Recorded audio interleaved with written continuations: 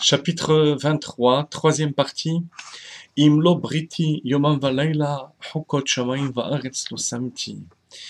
Si il n'y avait pas mon alliance, jour et nuit, c'est l'alliance de la Torah, l'alliance de la Torah, alors le ciel et la terre disparaissent.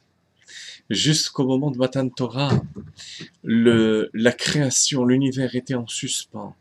Si les bénis Israël acceptent la Torah, le monde existe.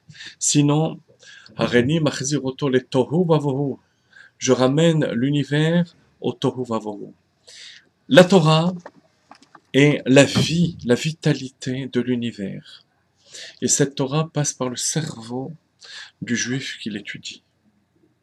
C'est ainsi que l'union, la fusion entre l'âme divine, les vêtements de la pensée et de la parole, et Dieu, est plus forte que celle qui se produit par les mitzvot. Rappelez-vous, on a expliqué que par les mitzvot, on arrive au niveau de la Merkava, comme si on devenait le char de Dieu. Mais le char a une existence propre.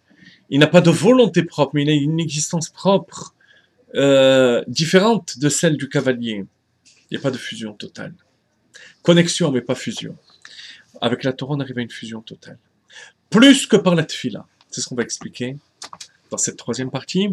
Parce que la prière, c'est aussi la fusion, ou plutôt l'enveloppement du monde et des mondes spirituels et de ce monde avec Dieu, mais pas pénétration. L'étude de la Torah amène la pénétration totale de la volonté de Dieu avec l'homme. Et à travers l'homme, le monde. On y va. Page 98, dans l'édition bilingue du Tanya, et nous reprenons à Velo'od. Velo'od, pas seulement ça.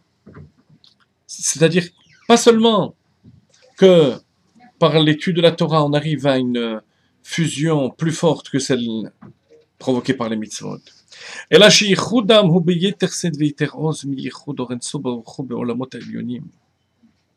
L'union est plus forte encore que la lumière divine et les mondes supérieurs qui sont unis à Dieu. Pourquoi?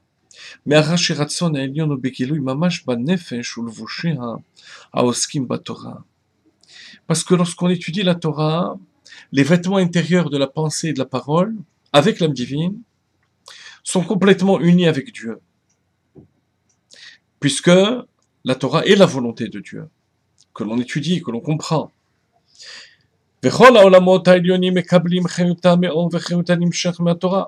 Or, tous les mondes, tout l'univers, reçoit sa vie par la Torah, qui est la Chokhmah de Dieu. Tu as tout créé par la sagesse, par la Chokhmah. La Chokhmah de Dieu, c'est la Torah. Donc l'univers reçoit sa vie de la Torah.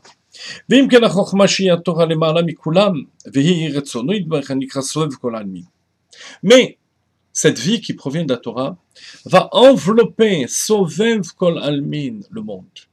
Alors certes, le monde est enveloppé dans la Torah, est uni à Dieu, mais pas autant que le juif qui étudie la Torah et qui s'unit à Dieu.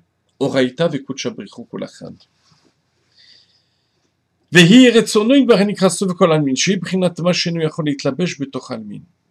que cette lumière qui enveloppe le monde, qui provient de la Torah, mais qui enveloppe le monde, l'enveloppe par-dessus. Elle transcende le monde. Et cette même lumière qui transcende le monde,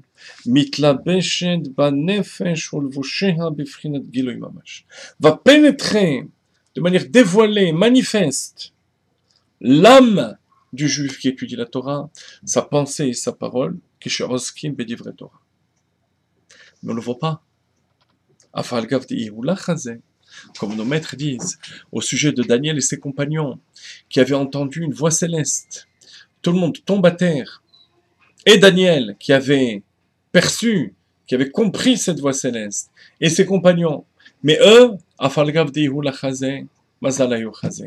n'ont pas vu, ils n'ont pas entendu cette voix, mais leur mazal l'a entendu. Daniel l'a vu, l'a entendu.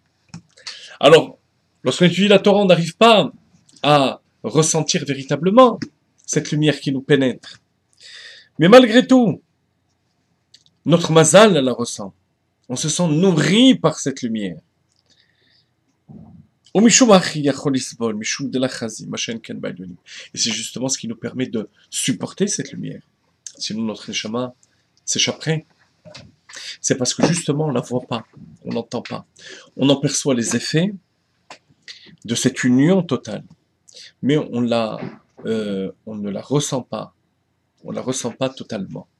À travers le juif qui s'unit totalement à la volonté de Dieu, à la lumière infinie de Dieu, qui normalement reste transcender les mondes, à travers le juif, c'est l'univers entier qui va recevoir en profondeur cette lumière.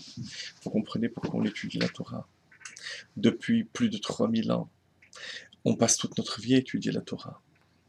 Pour amener cette union entre le monde et Akadosh Baruch Hu, Hashem Elokeinu, Hashem Echad. On le proclame par le schéma et on le réalise par l'étude de la Torah. Cette union totale commence entre notre neshama, notre pensée, nos paroles et Dieu, grâce à la Torah, et ensuite ça va diffuser dans le monde entier. Et donc, en conclusion, l'union avec Akadosh Baruch Hu à travers l'étude de la Torah est supérieure à la tfila, est supérieure au mitzvot, c'est le niveau d'union totale, ultime. Et vous voyez, une fois de plus, la vocation de Chassidut de nous expliquer l'aspect profond, intérieur des choses.